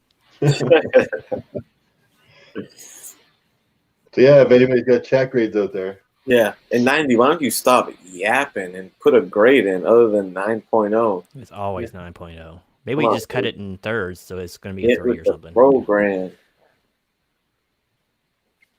It's cool. I like the scene. You know, it'd been cool if they put some more of less good chemistry in the team. Yeah, you do have like the Scott Logan thing, but they always work fine together as a team. I'm interested to see how White Queen works with the group. They could have thrown someone like Sunfire in there, who's also a friggin' kind of a maniac, you know, when it comes to using his powers. I like to see that kind of fighting going on because they have different approaches to the same problem, you know. Yeah. They gave Frost and Kitty a little friction. Yeah, a little bit. Yeah. But I mean, she's always a little friction with everybody. Yeah. She has a superiority complex. Makes her a good leader, though. Bit of a narcissist. She creates a different kind of friction with Scott. You know what I'm saying? A little bit of Just back to the silicone thing again. Oh, yeah. All right. It was a great line. So I think you got about 10 more seconds, people, to get your grades in, and we're going to read them off. Yeah, come on now. People are falling off, apparently. Let's see. I'm only seeing like 2 grades here. Yeah. Maybe 3. Don't forget to hit that thumbs up, guys. I never think to say that now that I think about it. Thumbs up. Well, yeah, I got to do that too. Hey, thumbs up this video, guys. John's over there drawing the Red Skull right now still. I didn't think he'd still be going. All right, let's see here. All right, so let's go ahead. Is the Abacus of Doom prepared? Yes. Let's see what we got here. Let me scroll a little further. Abacus of Doom. All right, first one. First grade always in is by Joe. It's 2.5, right down the middle. Biggie coming in with I'll go 2.5. Boom, Burt Nesty. I was gonna do my No, I couldn't think of his name. The boom guy from football. I can't believe I can't remember right now. Boom. John. What's the Madden? big guy's name? Yeah, Boom John Madden. Jackson? He never And done that much. Metarog coming in with a 2.5. He says, "I read this before, pretty much. Good roster and nice teasers." That's all the grades I see. Boom. Tough Boom. acting, acting. 2.5. Oh, I'm off on that one. 2.5. None of us hit that one. Yeah, maybe if people like 90 did their civic duty and voted, I know. Be a we'd get a tiebreaker. more accurate census. I'm gonna go ahead and get their grades going. All right. Yeah, and then we'll bang out overall. And that's all she wrote. So, who started last time? Miracle. I did. So, Simian. Last but not least is the summation grade. The sum of what's the sum of the parts on this mug? The sum is definitely greater than the parts. I'm going to leave you. I'm just going to be short and sweet and put the boot on the neck of all you naysayers with my scintillating 5.0. Bang! Making all the other grades superfluous.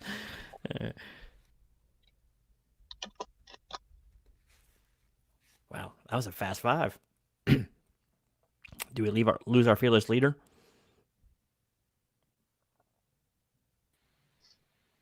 Simeon There just he is. blew me out of the chat with that 5. He was trying to go to use the restroom and didn't realize it was going to be a Right. 20-second review. Yeah, I wasn't expecting that. Yeah, that's how powerful that grade was. Put the finishing move out there early. I think, did you like this book? Unruly? Say that again. I'm sorry, the dog. I said, I take it you liked this book. You know what? You know what I'm gonna do? I'm gonna get 3 new Omnis and send them to you fucking naysayers and convert you. Dude, hey, don't send me anymore. You've sent me enough. Send him to another needy Yeah, soul. it's tough to judge a run off the number 1. So I think we can dig into it some more. And Bear Island said, "Fuck putting the boot on the neck." We He want didn't that put boots bow. to him. He didn't drop the people's elbow in his ass, you know? Gino, hit me with that overall, dude. Overall, I went with my aggregate. I didn't trust my gut on this one. And it actually was funny because I put down an overall score before, and it was the same as my aggregate. So I guess it was all for naught. But it's I gave this a 2.5 overall. Completely serviceable. It's almost a definition of a serviceable. For number 1, I find that disappointing, but, you know, it is what it is. I gave the cover 2.5. I thought it was ill-advised. It was a shameless cash grab. It was lazy, and it was not. It's just not good for a 1. You don't just single out one character on a team book like X-Men for a number 1 like that, and then just show his hand. You know, I know it's Wolverine. Wolverine's cool. Basically, that was just them trying to sell more copy. So 2.5 on that. It looked all right. What you could see, the claws looked awful. The hand looked good. The lighting looked all right. And I like that little glint that was coming off the claws doing the X. That was nice. So 2.5 for that, right down the middle. Interior art, I gave it a 3. It was a step up. There was a lot of consistency issues in this. And I still say Scott looked a lot like Corky from Life Goes On, and too many panels for my taste. I am the only one on the panel who didn't like the feline beast, apparently, but I didn't care for his look at all. But most of it, there were some pretty lush backgrounds in a few of these when you could see a background. There's some great perspective. I like some of the perspective shots, especially inside the mansion, like looking down the hallway and places like that. So 3.0, pretty strong art inside, but nothing too spectacular. For story, same thing. Gave it a 3.0. Good, not great. It does what it needs to do. I gave it like a full extra point just because of the natural dialogue that was going on within. This is definitely like a TV writer or writing dialogue, and he's writing for like a half-hour show. There's no extraneous like thought bubbles floating around. You know, everything is verbalized and it's done quickly. There's like I said, there's a couple pages in there I think with no dialogue on it, so it's not a long read and it just flows. And they talk together like people would talk. You know, the jokes aren't too corny and forced sounding like a Spider-Man thing. It just sounds like a bunch of people who know each other who are ribbing each other. So 3.0, one of the stronger, probably the strongest aspect of the book for me, actually. And the concept, I gave it a 1. It's just the number 1. It's just X-Men number 1. you know, with Wolverine on the cover, will sell a lot of books. I know they're kind of jump starting things, but they've jump started X-Men so many times. It's nothing new here. It's just a team building book, and you know, regardless of what the run does, that was a little bit weaker for me, so I gave that a 1. So my overall aggregate was 2.5, and I think this book deserves 2.5. It's good, just not great. I think it just falls way short of what a number 1 should be. Number 1 should just freaking grab you by the scrotum and not let go until you start screaming like a little schoolgirl. So this book just didn't do it for me that much, but it was solid. You know, it was just solid art, pretty solid writing. Solid but below average cover. It's just the only thing that really let me down. This was the concept. I think it could have been a little more interesting. And yeah, seeing that Mopey Scott was just so annoying. He's brooding, not Mopey. There's a difference. So yeah, I'm gonna give it 2.5 overall. 2.5 from Gino. Miracle's catching up on his reading material. I'll keep it short and sweet. This the only thing that was below average on this book really was the cover.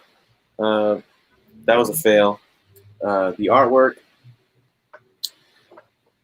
had cool moments, like the lighting. I think one of you guys mentioned the lighting. Yeah, I love that. I love those shadows from the window cool. across that was well done. It shines at moments, but like you said, Corky, Denny's employee, Cyclops. You know, I feel what Simian saying, and I think he's probably right. I think Miracle concurred that they're giving him more of a less of a big buff superhero, curvaceous superhero situation and making him more real. And I think the dialogue and the writing reflects that. I like that they're not announcing the obvious and shit like they do in so many Bronze Age comics and even modern day comics. Be amazed how much of that shit still goes on. I think there's like virtually zero of that, and that's I think why I gave the writing higher scores. That was my highest grade, was a 4 for the writing and the story, because you know, yeah, it was a little derivative, but for a number 1 issue, that doesn't really turn me off because they just set in the stage. And if you had never, I think that is core to the X-Men. They're hated by mankind, by some people of mankind. And that's the main one, right? And Sentinels will fuck with it sometimes. Like if you're jumping onto X-Men for the first time, you should know that, because I think that's like what really makes X-Men unique to just about every other superhero team, superhero book out there. Most superheroes, when they roll up to a scene, thank God you're here. Even Batman, he's a fucking psychopath. Thank God you're here, Batman. Oh, the Avengers are here. Thank God. Spider-Man. Oh, so awesome. Mutants are the ones that people are fucking hating on them, the people that they're trying to save. So it's core to their characters, and I think that's why it comes back so often, because if you're coming onto them for the first time, you should know that. You know what I'm saying? And then you can build your particular story with that in the background. So it's all good. Dialogue was awesome, funny. I'm such a... Dude, you don't even know, when comics try to be funny, how often I roll my eyes and shake my head at so much of the corny attempts at humor in comics. And a lot of dialogue is bad. Comics really is. But this dialogue was good. The jokes were good. The banter was cool. The beef between Cyclops and Wolverine was good. So that's... Anyway, so that was high. Writing art was a little inconsistent. And the concept did its job. 3.0 overall. Is that the last one? Nope, we got one. Actually, no, that was the last one. We got Miracles to do. Yeah, Simian went like 10 seconds. That's why. Bang. To the point. Yeah. So yeah, I guess that's it. Oh, I'm sorry. Did you say a grade? Me? Did you give an overall grade? Did I give an overall? No, I haven't given my overall. No. Yeah, that's why I put you I on. thought there was one missing. That was me. How could I miss me? First of all, let's just say, I don't think you're using the word aggregate right there, David. If the numbers themselves are the aggregate, but if you're making an average out of them, it's then a meme. Anyway, the overall concept of this book, like overall, I thought the cover lacked, but then I thought the interior art was good. I thought the story lacked, but I thought the dialogue was good. Like the banter between the guys were good. Some of the people here are saying they didn't like the cat-like beast, but I think that that's more realistic in a way. Like I like that kind of concept. I like to see different takes on it. I like to see Scott looking like a human, not super muscle, and Wolverine being human, and those are good things. But then when you just hit all these X-Men cliches about whining and Phoenix's death and Wolverine versus Scott and blah, blah, blah, I've heard this again and again. So for me, I took the meme of all of these, and I think I gave it an overall 2.5.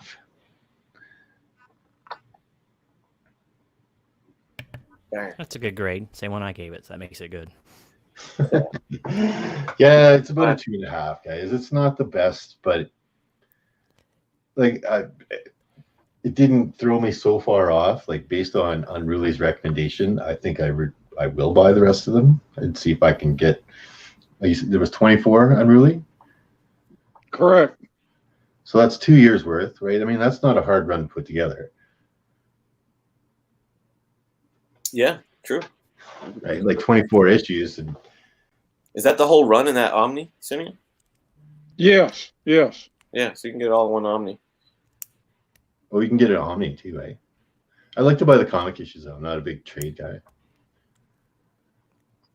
It's just, I don't know. It's, oh, by the way, the overall chat score was a 3.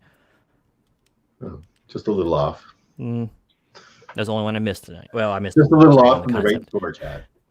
But I don't know, this book was just like Dave was saying, man. It's like not a book of extremes because it wasn't extremely good at anything, but it was like a lot of good and a lot of bad. It just kind of met in the middle somewhere, and it was just kind of smushed together to make this #1 issue. I don't know. There's a lot to like, but a lot that was lacking for me. Yeah, it was definitely like hit and miss, right? So I'm willing to give it a shot because, like I said, Unruly recommended it, and he's not the only person that ever recommended it to me that said they really, really like this series. So I'm willing to give it a shot, but just like if I was just basing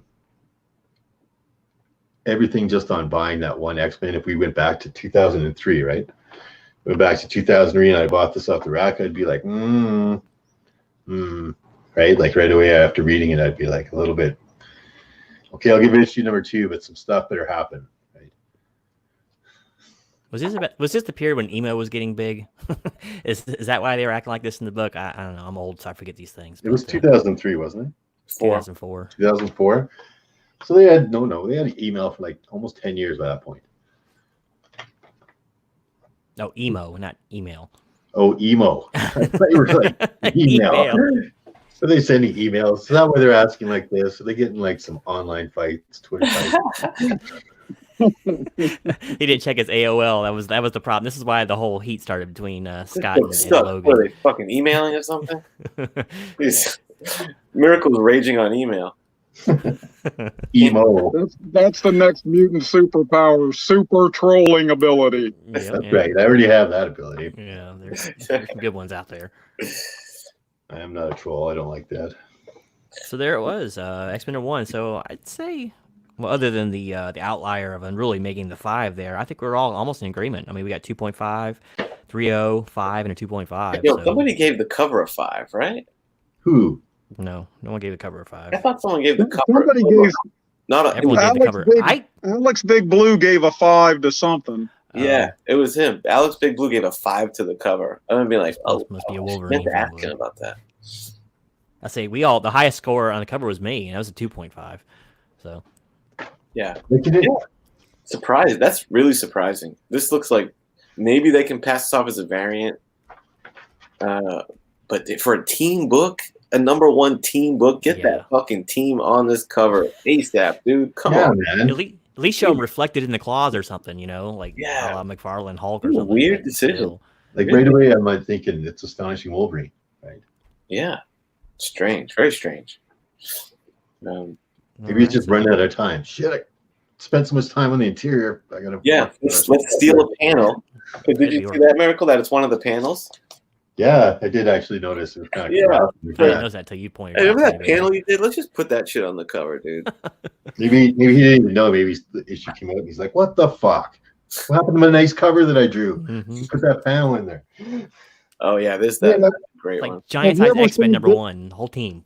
You know. This cover to issue 6 where Kitty is just, phasing into Colossus. It's really, really a great cover. It's been redone a couple of times since then. I think I have that issue That is a good one. because that's like the first appearance of Sword. That's why I got that one. Well, so, I haven't and I'm read. spoiling it here for y'all, but Colossus had died in the all-new run, and he'd been dead a good minute. So that was pretty cool when they brought him back. Oh, really? Wonder Man, huh? Mm-hmm. Like, was this the next series after Uncanny X-Men? After New X-Men. After New X-Men. Okay. Morrison and Quietly, right? It was New X-Men. Yeah, it Yeah. was Morrison wrote it for a good minute. Because I mean, there's been lots, right? X-Men, Uncanny X-Men, Astonishing X-Men, Ultimate X-Men, whatever X-Men, those other X-Men, that guy X-Men, the X-Man. And then, hey, Warren Ellis gets a chunk of this run too, huh? What Well, else? yeah, I know Astonishing continued after this, but I haven't read it. That looks interesting. I'm probably gonna scope out this Whedon chunk, and then because as I was kind of just looking up the run from a bird's eye view, I saw that it mentioned that Warren Ellis had like a dozen issues. He took I out- love Ellis. Yeah, me too. I don't think I've ever read him do anything X-Men before, so let's scope that out. Well, we are Yeah. announce our next book, gentlemen. I know it's not a hard thing. It's not going to be hard to put the 24 issues together or expensive. So for sure, I mean, I'm up for it. Hell yeah. Yeah, it's next book announcement time, ladies and gentlemen. Hold on to your hats, dude. This is going to be Metarog's pick. The mighty Metarog is picking next issue, and it's this issue. Oh, we see it up here in Genome's wall. We see it right here in Unruly. I mean, Mr. Miracle's hand. Hulk 181, dude. We're doing the classics. This, of course, a reprint. Right. Maybe- Unfortunately, I'm not lucky enough to own a actual copy.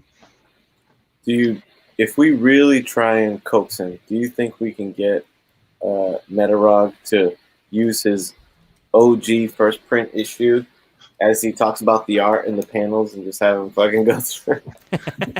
Maybe if you Is he feel like- uses the tweezers to do it with the exactly tweezers? the tweezers with the velvet stuff all over it. He's gonna wear his velvet coat and everything, yeah, just to be safe. Yep. Because yeah, I'm Where's thinking Brady? these panels are going to be way brighter. Yeah. We've seen this before when they have reprints. How the colors are a little skewed off. Yeah. Because it's nicer paper and it's not 50 years old. Yeah, I dig the facsimiles. I have it, but I didn't read it. I remember when the facsimiles came out, I was, and it was hitting the YouTubes. I remember a common thread I was hearing from people was, damn, that was a shitty read. So I'm interested to see. I'm going to read it and see if that was the case, There's still lots of reprints. You can still go get a reprint at your LCS, no problem. Yeah, I got one. That's So- assuming people have an LCS, my friend. Ooh. Here in West Virginia, we don't have Weird. them. You don't have a comic book shop in West Virginia? I got 2 within 45 minutes of me, and neither one of them carries back issues. All they carry is like new stuff, and they're all card based and gaming stores now. Like that's all it is, and pop stores because they can't stay open with the comics anymore. So There's like 17, I think I counted, comic shops here in Calgary. I feel like queuing up a commercial. Dun, dun, 25 cents a day, you can help sponsor a man with no LCS within an hour. please help. It's bad. I'm not walking to an LCS without back issues. So what's the point? Well, this one's not really a back issue. You could probably still find this if he's got like any of the books that he's held over. But it's also available online if you want to do the digital thing too. But Nice. Metarog says it will make an appearance if necessary. I'm sure he'll show us the cover. I think it's basically necessary. It can, stay in its bag and board. I respect that decision. But if we're going to review that mug and you got it, bust it out. He's the only one of us with a real copy. Yeah. Flex, dude. Flex it. Crazy. Bang. So that's it. Pick up your facsimiles or whatnot, and follow along with us in 2 weeks for Mr. Metarog. Classic. Classical. And this is the point of the show where we usually go around and say what do we have going on. And I just want to, on Metarog's behalf, announce his big 1,000 subscriber celebration bash, dude. Am I going to fuck up the date? Is it this upcoming Monday, right? I think 24th. so, yeah. 24th. Yeah, this upcoming Monday, dude. Everyone, you got to stop what you're doing on Monday night. You got to be at Metarog's channel. He's got quite a show planned. Yeah, Trivia stuff being given away. I'm giving something away. And Trivia and everything. Well, when he went live the other day, man, his channel blew up. He had like 40 people there within minutes. It was crazy. Nice. Good for him. Roger is so loved in this fucking community. Well, just across the for board. good reason. Everyone who's ever crossed paths, heard him talk in the chat, on his video, loves Roger. So that's the place to be. At least pop in and, give him a like, give him a thumbs up. It would be cool if that's like one of the most thumbs up videos ever or some shit. I don't know. Sure. Come by and say hello. Yeah. So right there, the 24th at 7:30 p.m. Eastern. Cool. Miracle. What you got? You got an undervalued. I really dug your last undervalued video. You like that one? I did. Yeah. Mixed reviews on that one, but yeah, I thought it was a pretty good one. Of course, I have another one coming up next week. I've got it all planned out and ready to go. And I will also be joining, Metarog on Monday night. He's invited me to come on to that celebration, which I really appreciate. I think he's invited this whole GRADER'S Notes crew. So that's exciting. Other than that, man, I'm always around. Yeah. Miracle's around, dropping the best spec videos in the game. Thanks, brother.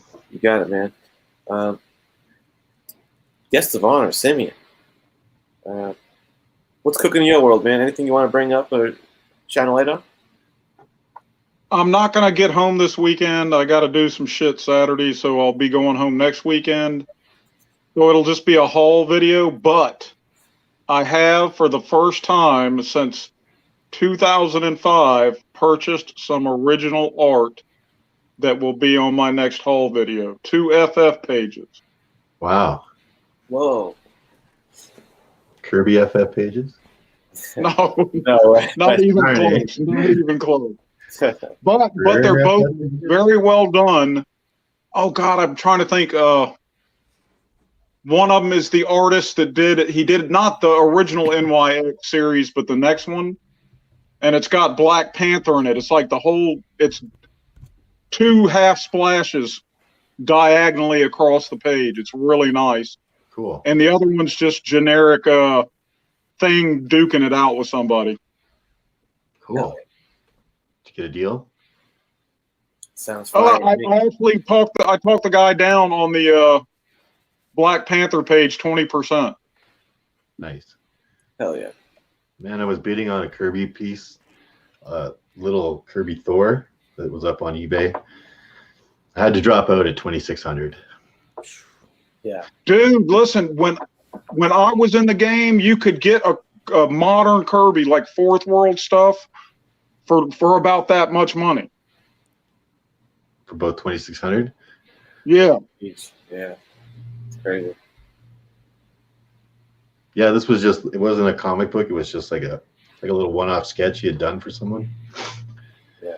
Of Thor swinging his hammer. I was like, yeah, this looks super cool. But yeah, I dropped out at 2,600. I think it went for almost double that.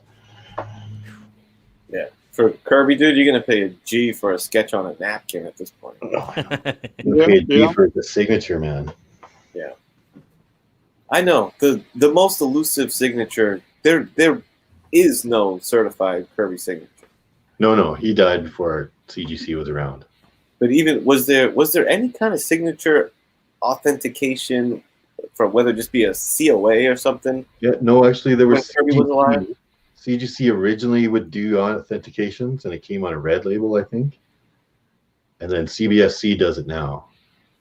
Right. But I'm saying even before those guys, there's just no verified like No, not Kirby really. Usually, if you want a Jack Kirby signature, you got to compare it. He never signed covers. He always signed the interior first page. Yeah. Right. So those are things to look for. He always put the date. What a boss. Put the fucking date on it. But yeah, man, if you get a Kirby signed comic book, that word like a Steve Ditko signature, which he's never signed a comic book. I've never seen a comic book signed, if even one exists, but I've seen people's letters to him where he's written back and signed it. Even those are like, just that signature is like $2-3 grand. I'll tell you what, if he was smart, he would have just done a ton of that before he passed on and gave it to his family, you know? It's like, just sell these for the next couple of generations, you're going to make a mint. You know, all you got to do is sign a page. That was kind of what about everything he was against, kind of thing. So I don't think he was up for that, right? Like, he's very much was like, screw the commercialism of comic books, which I didn't get, but yeah, I mean, you're making somebody happy. They wouldn't buy it if they didn't want it, you know? I mean, so who's to know what people like? So read the comic book Mr. A. That's his like autobiography. That's a kind of person he was. He was very, very set in his ways. He had very strong opinions about things. Anyway, we're not here to talk about Steve Ditko. Yeah. Genome, you're next up on the What's Poppin' segment here at the tail end of the show. What's going on, man? Well, it's time for my hit parade. Nothing really too amazing going on right now. Genome. It's actually a little bit quiet right now. I just uploaded my huge interview with John Beatty over the last week or so. I broke it up into 6 pieces because it was 2 hours long. So make sure to check that out if you can. Interesting stuff. A lot of insider info on the comic book biz back in the 80s when it got really interesting. So there's that. Just keeping on my normal review stuff, comic book cover reviews, music reviews, a few television show reviews. I got a live stream tomorrow night.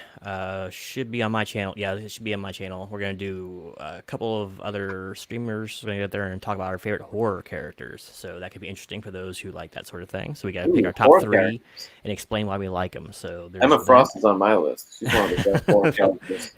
Oh, there's the enunciation problems. Yeah, the favorite horror characters. Yeah. No Julia Roberts? Now, come on now.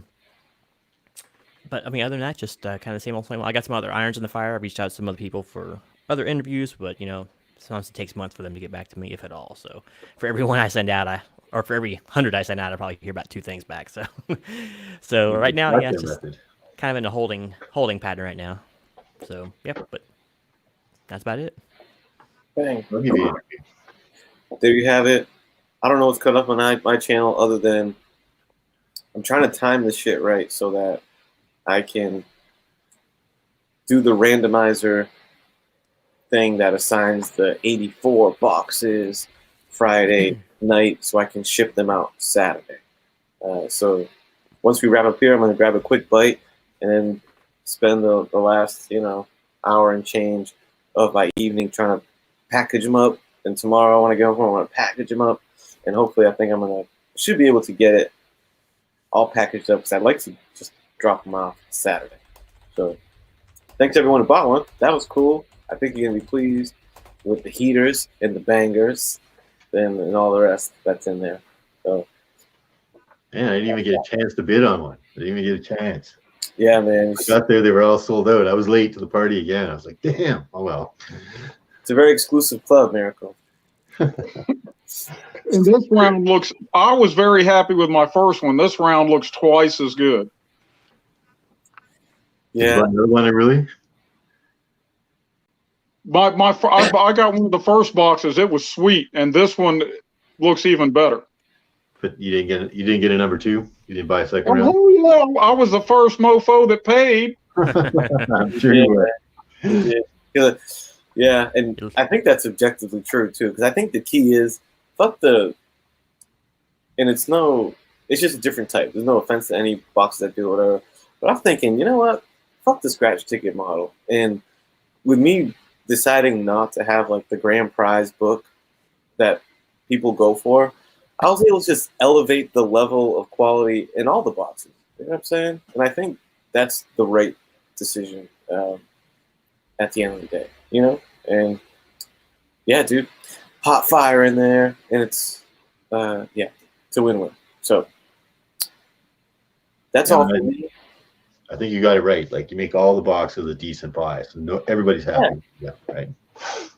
Yeah, because even if you don't win the grand prize, you're still a customer, right? I believe in customer service too, through and through. Yeah. So yeah. Well, good on you for selling them all so quick. That's why those raffles bug me out. If you don't win the book, you straight up got 0. Oh man. At least a bad mystery box, you at least get some books. Oh, the raffles are something else. I've never done the raffle thing. Never tried it. I did a couple when I first got back into the hobby, and I was like, wait a minute, what am I doing? Just giving this guy free money. Fuck. Yeah. Yeah. Okay. That's it. Anything else? I think we're all good. Nope. Hulk 181. Next episode. Unruly. Thank you for filling in, dude. We always have a blast when you do. And everyone, thanks for tuning in. Till next time. We need an ending catchphrase for Graders Notes. And don't forget, like I always say,